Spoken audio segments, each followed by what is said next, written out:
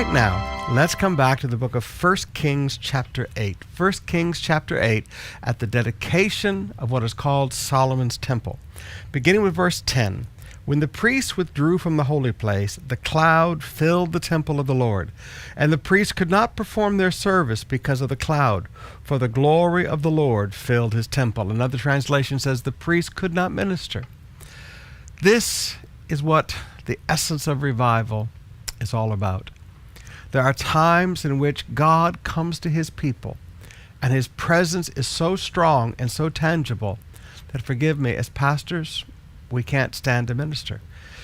Now, there are people that try to fake it. I realize that, and I understand that, and I concede that point. But I've also been in services where it was the real thing. The presence of God was so strong. Remember how Jesus promised in Revelation 2 and Revelation 3, I'm coming quickly? And each one of those was a promise of his presence in revival.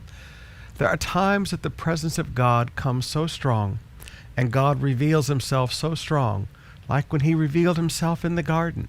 Even Judas, possessed by Satan at the time, fell on his face before him.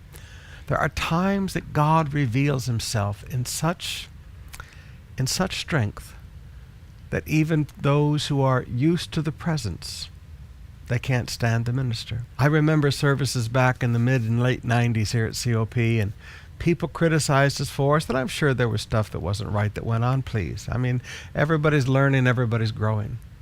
But I also remember the services where people walked through the back of the auditorium, had never been here before, and they just fell on the ground. They said it's like they walked into a cloud of something, and it was so heavy they couldn't stand up, and they just fell on their faces. And I'm not talking one or two people, I'm talking hundreds of people. Those of you that are older, you remember those days. This is revival, God coming to his people. I challenge each of you as a Christian today to begin to get hungry and thirsty for the presence of God. I believe that God is going to come to his church in strength in these last days before the rapture. And the church is going to be so empowered and so conscious and so aware of the reality of God. Church is no longer going to be an entertainment thing with lights and smoke machines.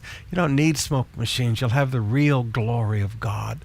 You don't need performance because the reality of God will be there. And as the church experiences the reality of God, we will go out and touch a world in his name like we've never touched a world before. I challenge you. Let's dream and fast and pray for these days.